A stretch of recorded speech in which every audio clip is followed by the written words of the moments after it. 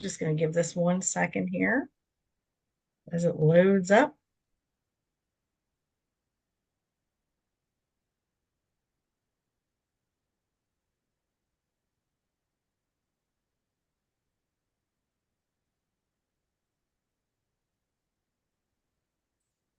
All right, let's move that. Okay. Hey everyone, it's Michelle Belisari. Welcome to the Real Estate Reinvention vlogcast. And today I'm super excited to have Shawn Jardine as my guest. She is an amazing agent in Arizona. She has a fantastic niche, 55 plus and a little beyond. And we're going to talk about a few things today. We're going to talk about having a niche. We're going to talk about midlifing as a real estate agent. And we're going to talk about why she just made a big change. So, welcome, Shawn, to the show. Oh, thank you for having me. This is going to be fun. I know it's going to be a lot of fun. We were talking right before I hit record, and boy, we've got a lot to talk about. So, first things first, go ahead and tell us a little bit about who you are, what you do, where you do it, and all the good stuff. So I am a lifetime realtor. I started when I was 28 and I'm old now. I'm not going to give you the number. I will. It's 62. So I'm about to have my 34-year anniversary in real estate. And I started this gig 1990 because I had a 4-year-old. And at that time, I was married to a pilot in the military who was gone all the time. And I didn't feel like I could do a regular job where it was 9 to 5. I had to be there to pick my son up and, all the things. I had no idea I'd still be doing this, but this is all I've ever done. And I've done it very well. And here I am. And I'll keep going, I think, until they, take my laptop out of my cold, dead hands. Um, but I've done all kinds of real estate. I had a big military relocation business in Colorado Springs. Then about 11 years ago, I moved to Scottsdale, Arizona, and had to totally reinvent myself from ground zero. I mean, I was out there hustling in the middle of July doing open houses, and found out I was still pretty good at real estate, and then started doing, the thing we all do, internet leads for real estate. It did pretty well at that. And then in about 2020, I got into YouTube, and the rest is history. From that, and I didn't have a niche, but I'm an analytical person. And so I studied my analytics and realized I am attracting an audience of people my age. Yeah. In real estate, we always say you sell where you're at. When I was 30 years old, I was selling to young military people. Now that I'm over 60, I'm selling where I'm at. People 55 to 64 pretty much is my audience. And so I got into the 55 plus community niche, and it's really a good fit. Great clients. Sometimes I have to watch myself because I think, and I say this to people, this isn't work. It's like I've been out driving around with friends all day. I know. So the problem becomes I don't have time for all those friends. And so I have real friends, but it is a lot of fun. So that's the trajectory of my little real estate career that has kind of turned into a pretty good gig. It's a really good gig, and um, your YouTube success is extraordinary, and I'm very excited because you've lit a little bit of a fire under me, and shared at least one book I need to be listening to, and I already got it, so I'm following your lead. But reinvention's a big deal, and I also am over 60. And I know there's so many agents out there that are 50 plus and 60 plus and beyond. Talk to me a little bit about reinvention, because that is a very big deal right now, of reinventing yourself, pivoting, what's next. Well, I did it out of necessity. I had to, I mean, nobody held a gun to my head, but I was going to have a breakdown if I didn't leave where I was living and move here. I'd had a horrifying divorce and could not escape the drama and trauma of that. And I had to run away from home. And starting off cold in a town where I knew nobody. And I had had my own brokerage and I didn't know what to do. What is the real estate culture in this new market that I'm in? I mean, I might as well have been a brand new agent and Right. I started at ground zero. I hustled and did open houses and it just kind of got my feet wet, figured out how to talk to people again, because that was at the time when we were coming out of the bank-owned era. And I'd been at home for a few years working in my pajamas, making multiple six figures. I didn't have to talk to people. I didn't have Right. to market. I didn't have to do much of anything but process paperwork and get paid. There's all the steps to REO, but it was different. And so I really had to dig in and I just became a researcher trying to figure out, how do I do this? I watched people, I shared an office. I was in a Keller Williams office and I shared an office with this guy who he was a hustler. He was from Iran and, he sat at one desk. I sat at the other desk. I just listened to him all day long when I was sitting in the office, moving my mouse around, trying to be cool. He did open houses 4 days a week and was making over six figures. And he wasn't that nice of a guy, but he was doing it. And I thought, okay, I'm gonna watch and learn here. And that's kind of what I had to do. Real estate is different now. When I was young and started, and probably when you did too, you had this magical broker who would take you under their wing and say, now this is what we do, this is how we do it. It's not like that now.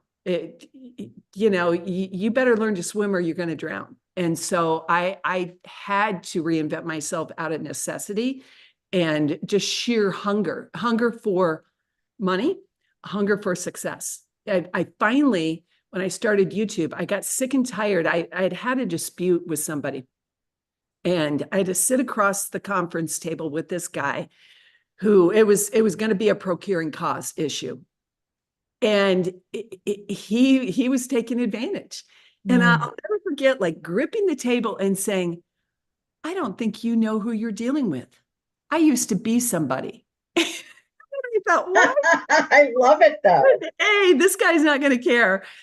B, who even says that kind of stuff? But in my old market, I was somebody. I Right. was doing well over 100 deals a year, had a very small team, and I was somebody.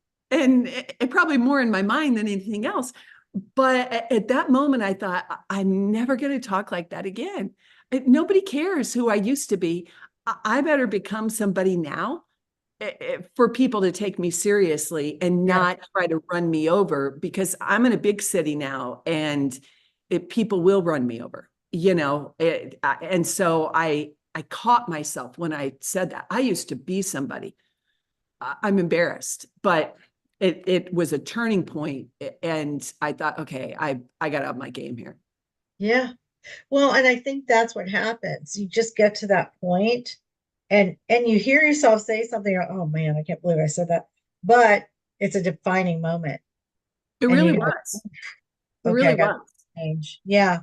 And I so appreciate you sharing this because I know women that are listening and watching the Real Estate Reinvention podcast, they need to hear this kind of thing and not just the prettiness of what's going on in real estate. That we were talking a little bit about the fact that when you get to a certain stage or chapter in your work life and personal life, that it's a lot different than, like, I've been in the business 21 years. You've been in the business, what, 34? 34, 34. So what we're dealing with now is vastly different than what we were dealing with when we first started in the business. And like I had said to you, we've got sandwich generation, we've got aging parents, many people do, different health issues that come up. etc. So it's like, how do you plan your business around, and you're not, and I say this respectfully, I have a lot of energy still, but I have to understand how to use it so that I'm not exhausted at the end of the day, you Yeah, know? I agree. And a lot of that is boundaries. Again, and I think the young agents deal with this too, because of social media. Uh, there were no boundaries. When I was a brand new agent, my broker told me, you never tell anybody you're going on vacation. And so I have had a lifetime. My family, they love the fact that we can take nice trips, but they hate the fact that I've always got a laptop and a phone, and I'm always connected and I have to work. They'll be on the beach and I'm sitting by the pool with a laptop. And I wish early on somebody would have said, set boundaries. Tell your client you're going to be gone, but you have someone to cover your business. And now we have people, younger people and older people. It's a 24/7 thing. You've got to keep posting your stories or the algorithm is not going to love you, and then nobody's going to know who you are. And we're in this, or on this hamster wheel of activity and promotion, and we can't catch a breath. No, And I don't think it's healthy. And the more we feed that algorithm, the more it requires from us. And eventually it will stop. It'll stop with, we get sick, or people get sick of us. I can tell you realtors in my market that I'm frankly sick of. And late at night, my lender will send me screenshots of one person, and we laugh because we're so sick of the constant. yeah, And that girl, I want to call her up and say, call me when you're 60, hon. Let's see how this worked out. yeah, You posted that you got your kids a slushie. It's too much. First of all, let your kids be and let yourself be. Take a break. We can't keep feeding it. Our bodies are not made for that. And the machine of brokerage, of competition, it makes us stay in that little wheel, and we can't do it all. I don't care if you're 30 or you're 70. You yeah. can. No, you can't. You get burnt out on social. I wasn't do a lot with Instagram, and I finally took a big step back when I got sick with COVID in Hmm. 2020. And my friend called me, and she's so funny. Um, and she literally said, "What the F is going on with you? You have not been on Instagram for 2 weeks." And I said, "I am deathly ill with COVID, like the worst first version, so sick." And I said, "I didn't even have the energy to lift my phone up. That's how sick I was." And she said, "I knew something was wrong because I was one of those people on like 24/7. I'm Yeah. still on Instagram, but I have a lot of content already pre-done. Um, I'm not posting every little moment of my day. I try to be a little bit more in the moment than I used to be, and that's helped a lot, which leads me to asking you about your journey into YouTube, because YouTube long form video versus the short form stories, reels, carousels, bullshit of Instagram. And I do tell agents now, I talk to agents frequently. I'm like, you better be damn sure that your audience is on Instagram for the amount of time you're spending there. And or do you need to be somewhere else? Like, where's your audience at? Because that's where you need to be playing in that sandbox. So talk to us Yeah, about YouTube. I think people, Instagram, I mean, they've done psychological studies, and it's a dopamine hit every time you get a like. It's the Yeah. same as YouTube, but it's quicker and it's like a rapid fire dopamine. And even if your audience isn't there, it's feeding you. And I think that's part of what creates the frenzy. YouTube is a little different. I had tried, a Facebook business page and all of that stuff. And I found YouTube, well, in the beginning of YouTube, 2007, I started a channel, Oh, which is crazy. Do you remember those old flip cameras that yes. I had one of those and I thought I was really cool. And I'm always a forward-thinking marketer. And this is when I still lived in Colorado.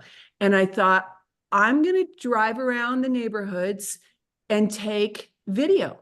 And I did. And I'd be driving down. There was this historic neighborhood called the Old North End in my town. And I put the camera up, drove around, and just talked about, yeah, I remember that house. Here's the park. And I posted it. And but there was no call to action. There was no anything.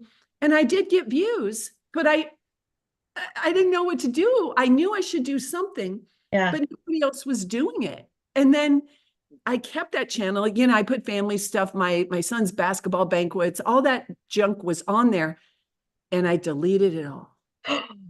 Now I know I should have kept that. That channel had SEO credibility because it was from 2007. Wow. So excuse me, in 2017, I was diagnosed with cancer and I was still working.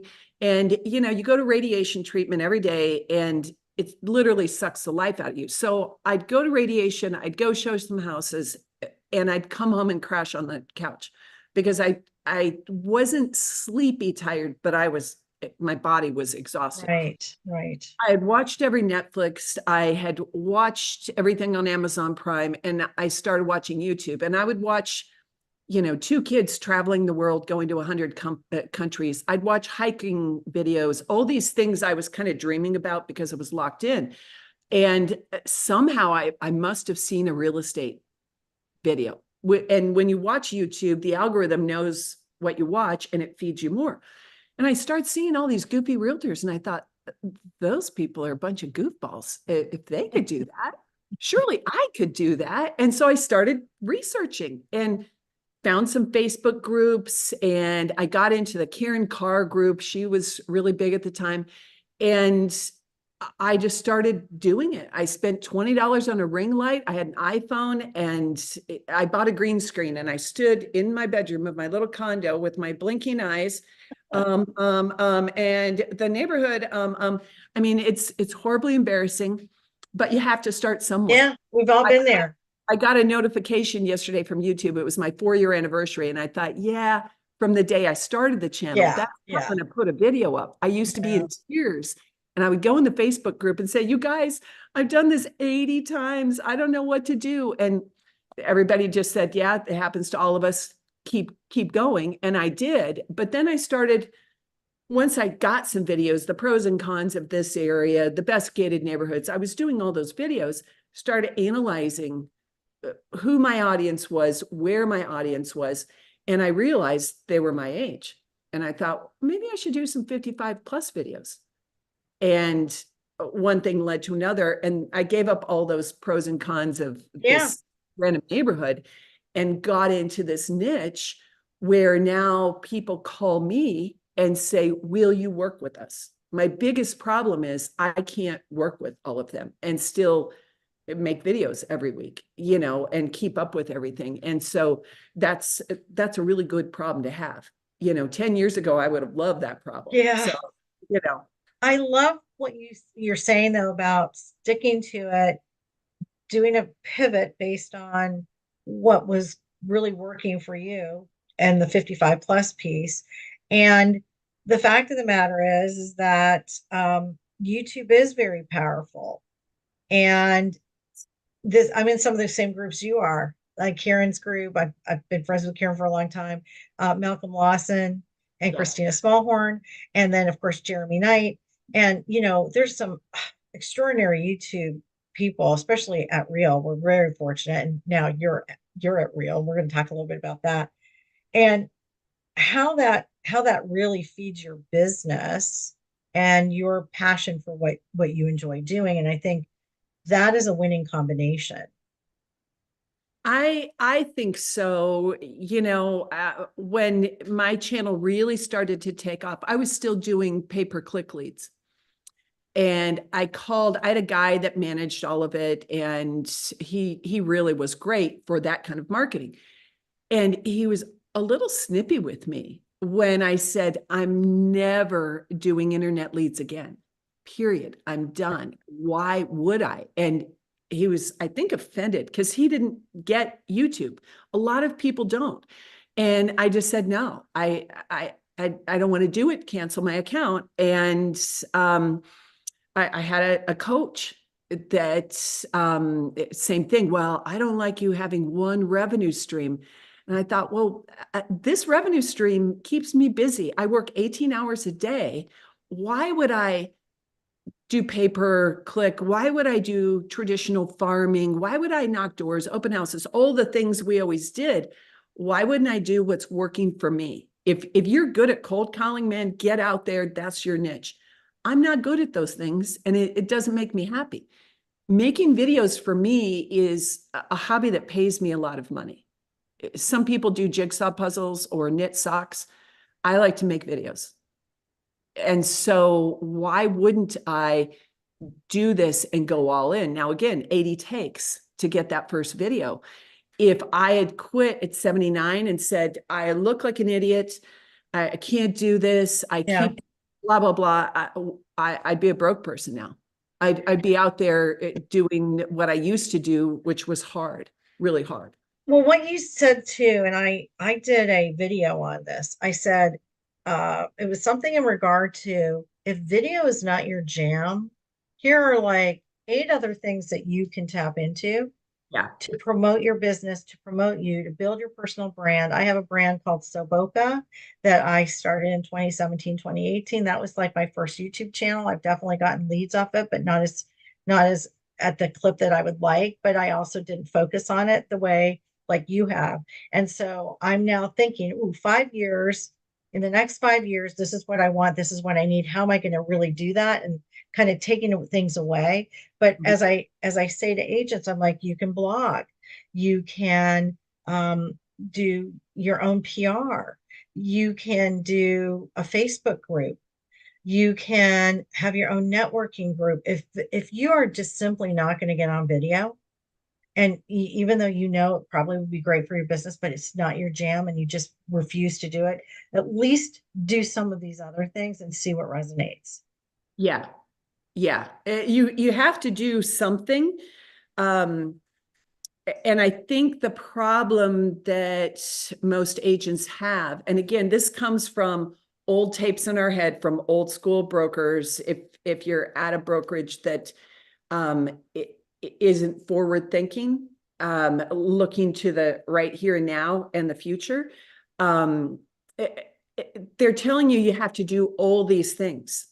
Well, first of all, doing all those things when you're trying to take your parents to Mayo Clinic, get to your grandson's soccer game, and you just don't feel good, I can't do all the things. No.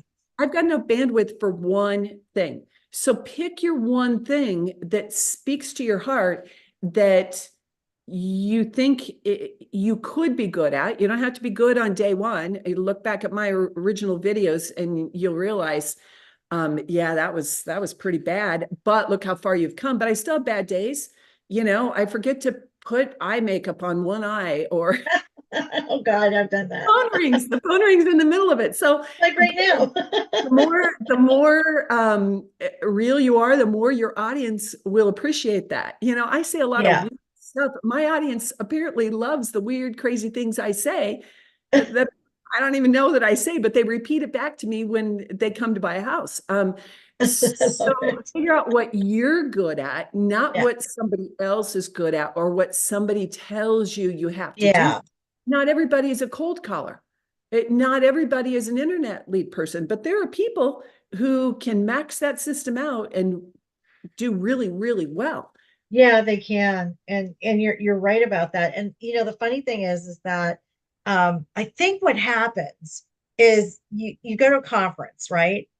And I want to talk about that because I know you just, I think, came back for something really cool. And you're just loaded up. And there's an element of shaming that goes on in our industry that if Oh, you're yeah. not doing this and you're not doing this and you don't have this and you didn't do this, that you are a sucky freaking agent. Get out. I hear it all the time, Yeah. right? And Yeah. yet I'm like, I did telemarketing to support myself in college.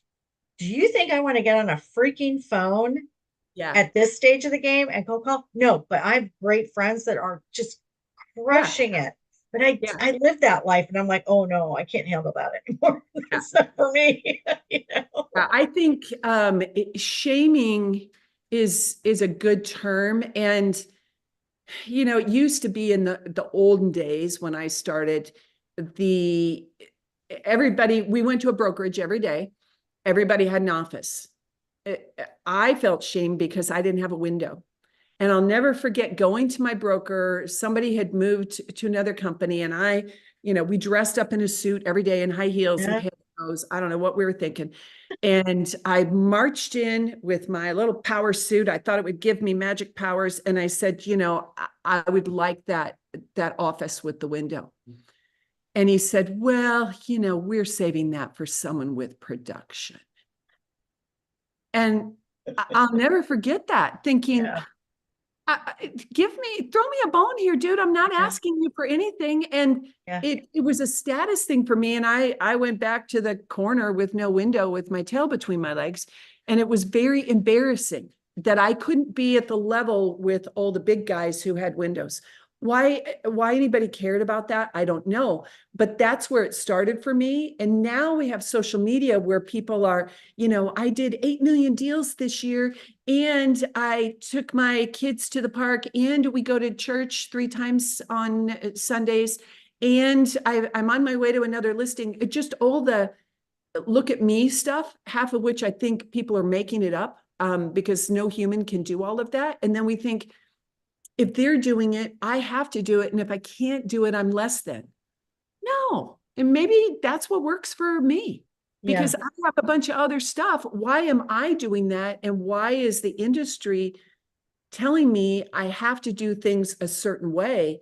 I'd like that industry out there to pay my mortgage when I'm sick, you So know? the funny thing is like one of the things that I started doing was one, unfollowing people and also muting people for my own mental health Yes. because it does happen. You get Yeah. into it and you're like, gosh, why can't I be at that level? Or what am I doing that isn't working? That was very helpful to me.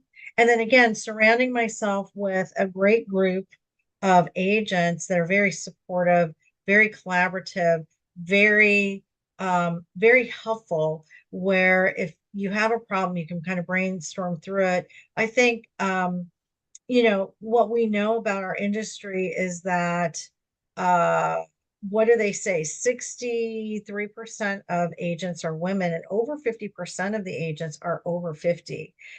Yet our industry doesn't necessarily cater to that. That's okay because we can cater to that.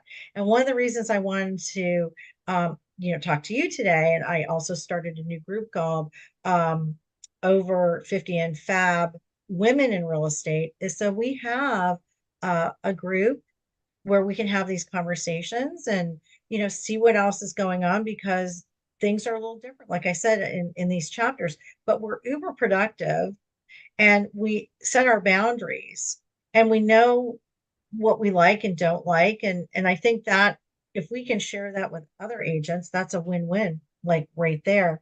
um One of the things that you did recently is you made a brokerage change and you came to Real Broker. I did. It was, anytime you do something big, then you get there and you think, good gosh, why didn't I do this? What was I thinking? I've been at every kind of brokerage in my real estate lifetime. I've had my own brokerage. I've done everything from A to Z. And I had left a brokerage that I liked, really liked my broker. I didn't like the fees. And I went to a 100% model that was really inexpensive. Well, when I got there, what I found, and this worked for me at the time because I was so busy, I was cranking out deals, I didn't need anything. But I wasn't getting anything. You get what you pay for. And I was getting exactly zero, which, I Yeah. was paying a little more than that. But um, I finally just said, this is dumb. I need something. I'm a smart person and I've done really, really well with YouTube, but there are other things I might like to dabble in and just have a network of people that are doing something. And so I made the decision to make the change. And from day one, I've just been blown away at the night and day difference. The thing that strikes me the most at Real, and again, coming from all these brokerages in my lifetime, everybody's real secretive. I can't tell you because you might take my business. I'm blown away at Real by the teaching, all of the masterminds, the videos that I can watch 24/7 that will tell me everything from A to Z, how to hire a virtual assistant to how to do Instagram to how to figure out Chat GPT. All those things are available and people are happy to share. Yeah. Nobody's saying, I have a secret, but I can't tell you because you might do more deals than me. That's the real estate mindset so that we can all be puffed up and, well, I did 800 million jillion dollars last year. Those people that are at that level are teaching these courses. They're happy to share it because Oh, they know I know. there's enough for all of us. Yeah, it's that scarcity mindset it is. with It the is. industry, and we are not a scarcity mindset No, brokerage. that is not what I found. And I just am so excited every day to be digging into all of the things. And it's only been a month. I know. I can't I'm believe it. already, I'm And I'm so already, happy that you're here because what you have to share and your knowledge and longevity is so like cool and awesome. And you have a finger, on the pulse.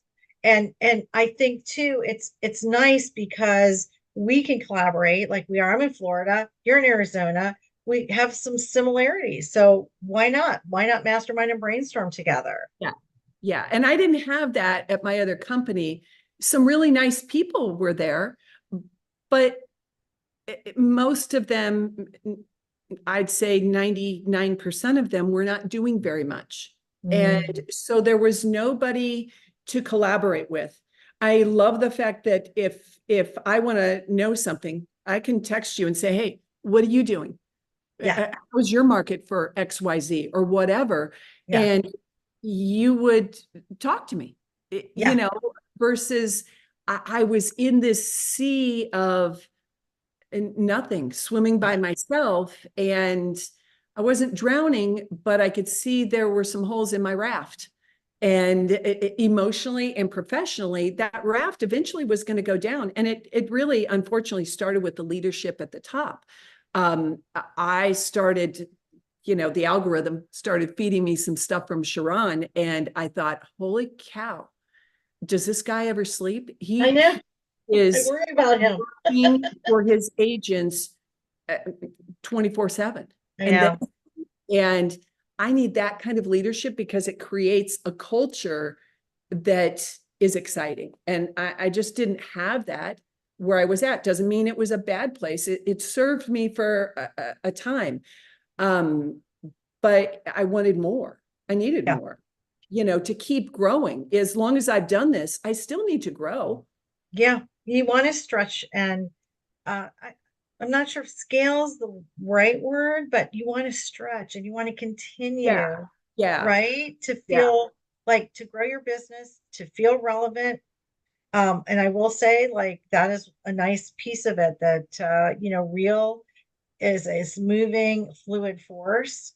Sharon has just been absolutely fantastic. And in all my careers, and I was in pharmaceuticals, consumer health, big pharma, uh, all those big products, you know, the charisma is great, but the knowledge is extraordinary. Yeah. And we're, as everybody knows, we're heading into times we've got, a few weeks left to really up our game in the new world of real estate. And we Yeah. don't know how long that's going to last. It could be 6 months and then we have to pivot again. And if Right. you were not in a place, I knew I was in trouble at my old brokerage when the owner of this very large company called me on the phone because I'd made some Facebook comments about, leadership is MIA. And he said, well, what do you want me to do? And I thought, oh, okay, you have 26,000 agents and you're asking me, then maybe I should be in charge. I knew I needed the leadership and guidance to be able to stay afloat. Yeah.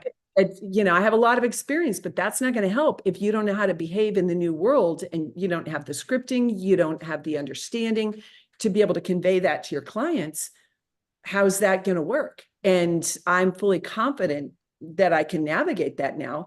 And in 5 years, when it's different, I'll be equipped to navigate to whatever crazy thing, the world takes. Yeah, exactly that You heads know, our way. And I think the other thing is being with a company like Real Broker, where we also have these opportunities. And as you get to these chapters in your life, these milestones, you think more about retirement income or income in general, stock. How much am I paying in health insurance? I'm not on Medicare yet. There's so many things. And what I like about Real is they're very forward thinking in regard to supporting the agents and coming out with these programs that say, hey, you're not just a realtor, you're an entrepreneur. And yeah. we're a tech company. So we have Real Wallet coming soon. So you guys stay tuned with that. We have pro teams and private label. The small broker owners in particular, I think, are really stressed right now, and we're starting to see that they're looking more and more at our brokerage as an option and an opportunity for their agents and themselves, because trying to do this alone right now is not easy. Yeah, I agree. And that's part of the change. Yeah. I was a small broker owner in Colorado, and I could never get to where I knew I had the vision, but I couldn't get there because tools cost a lot of money. All the infrastructure of a brokerage was so expensive. I couldn't be profitable because I was so small. In those days, and things are different. A phone system. I Yeah. think I paid $7,000 a month for a phone I system. remember those days. And had I had an opportunity to be a part of something like this, could have merged my company in and said, okay, I'm keeping my identity. I'm still the captain of this ship, but I have the support systems. Yeah. That Real is a tech company. Real estate is our product, but we're Yes. a tech company. And that gives me access to all of those tools, whether I'm one agent or I have a team of 5, 10, 30, or I merge my small brokerage in. It's kind of a no-brainer. Yeah, I My agree with you 100%. Well, Yeah. we're so glad you're here.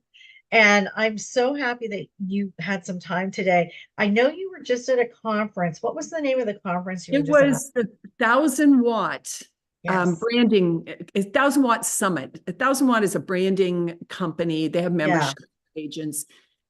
It was very, very interesting. I'm at a phase now with my little thing that I've created on YouTube.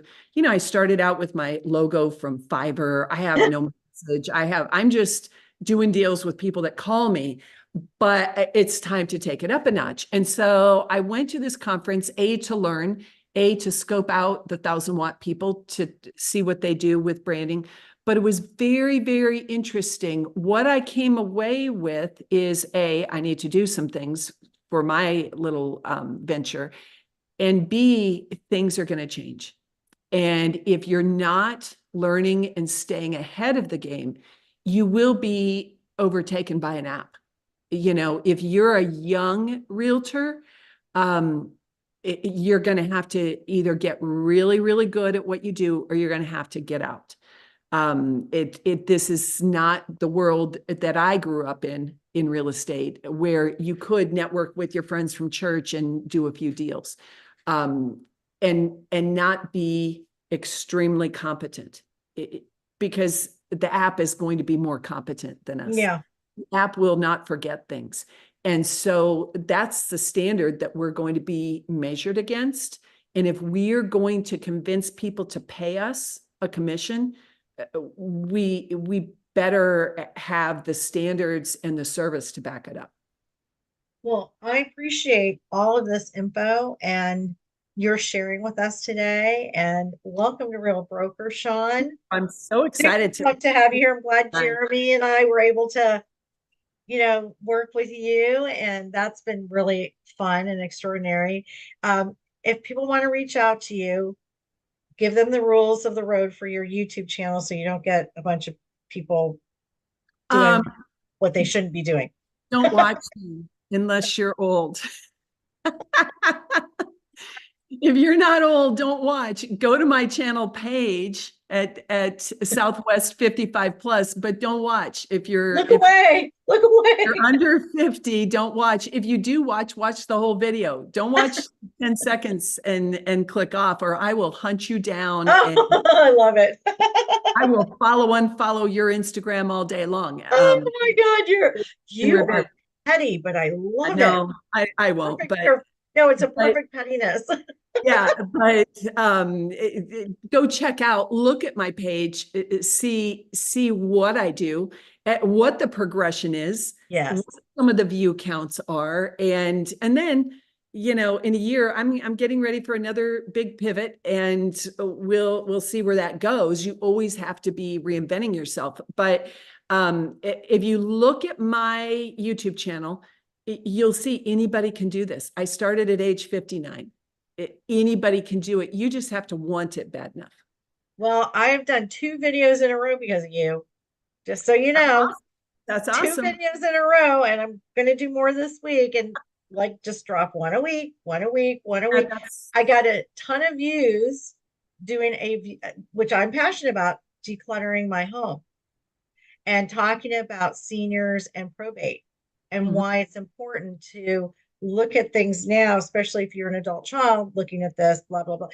I have more views than I've had on anything on this particular channel that I'm growing. And I'm like, oh, okay, now I'm getting excited. So thank you, Shawn, for coming on today. And I really appreciate it. If you have any referrals for Shawn, make sure you reach out to her. You can do that through her channels and her page. So we'll see you guys next time on the Real Estate Reinvention Vlogcast.